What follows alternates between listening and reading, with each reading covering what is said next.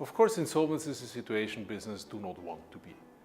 But the reality in business is that 200,000 businesses are insolvent, and we need procedures to make sure that we separate the bad apples from the good apples. Today is talking about preventative restructuring and second chance for debtors within Europe.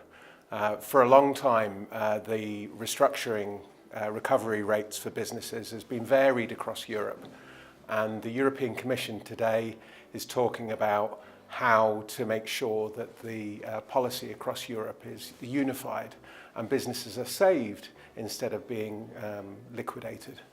Well, I think we've been talking about insolvency reform for many years, probably more than 15 years in Europe, and I don't think too much progress has been made, but I'm very confident that now people are talking about it and there is going to be a concerted effort to have some form of insolvency reform. The proposal is seen as an important development to the Maltese presidency. We are still at the early stages. However, the objectives of the proposal are welcomed by member states.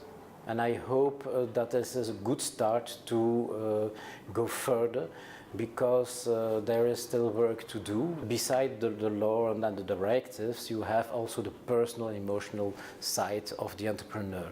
Across Europe, debtors can sometimes go bankrupt, and that can be the end of their financial life.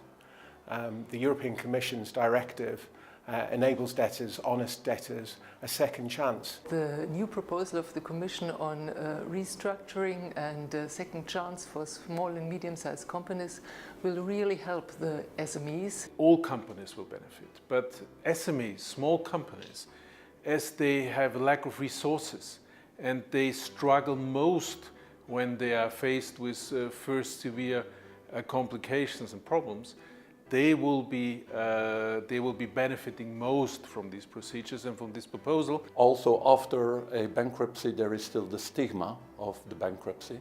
And if you look at also at some surveys, that 47% of the Europeans are reluctant to buy from a person that previously went bankrupt, then we see that there is still a lot to do concerning awareness. We have taken a close look at the European Commission proposals, and overall we believe it's a positive development because there is attention to not only preventive measures and restructuring after things have gone sour, and not only on business insolvency or liquidation kind of negative matters only.